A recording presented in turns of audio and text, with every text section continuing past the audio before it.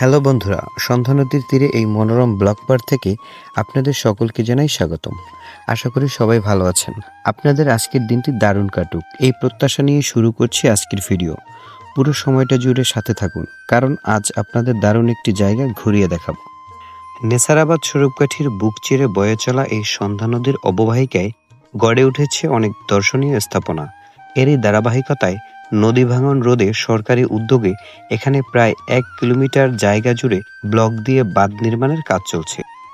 আর এই ব্লক পার্ককে কেন্দ্র করে ঐতিহ্যবাহী কৌড়িঘাড়া এলাকায় গড়ে উঠেছে এক অসাধারণ ট্রাভেলিং স্পট। প্রতিদিন হাজার হাজার মানুষের আনাগোনায় মুখরিত থাকে এই এলাকা। নাগরিক জীবনের ব্যস্ততা আর কোলাহল থেকে একটু প্রশান্তি খুঁজতে মানুষ তাদের প্রিয়জন কিংবা পরিবারকে নিয়ে ছুটে আসে এখানে। মজার ব্যাপার হলো, আজ যেখানে আমরা এই ব্লক পার্ক দেখছি, একসময় এখানে বিখ্যাত সন্ধ্যা পার্ক ছিল। কালের বিবর্তনে তা বিলুপ্ত হলেও নতুন এই ব্লক পার্ক সেই অভাব অনেকটাই পূরণ করেছে।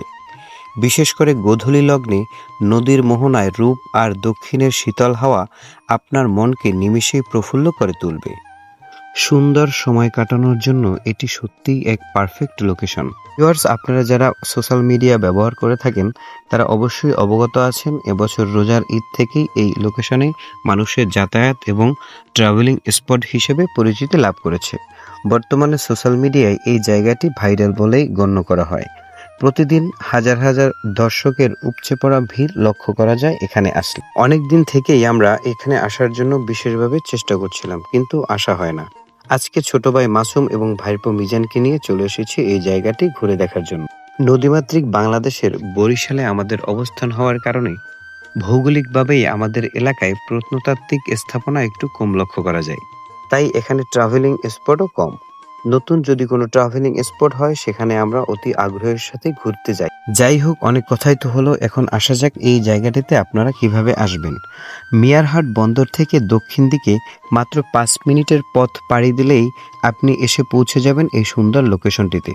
জায়গাটি নতুন হওয়ায় বড় কোনো দোকানপাট এখনো গড়ে ওঠেনি, তবে ফুচকা, চটপটি সহ বিভিন্ন ধরনের মুখরোচক খাবার এবং কিছু স্ট্রিট ফুড আপনি অবশ্যই উপভোগ করতে পারবেন। আজকের ভিডিও এই পর্যন্তই। সকলে ভালো থাকবেন, আর সময় পেলে অবশ্যই এই সুন্দর জায়গাটি এসে ঘুরে যাবেন।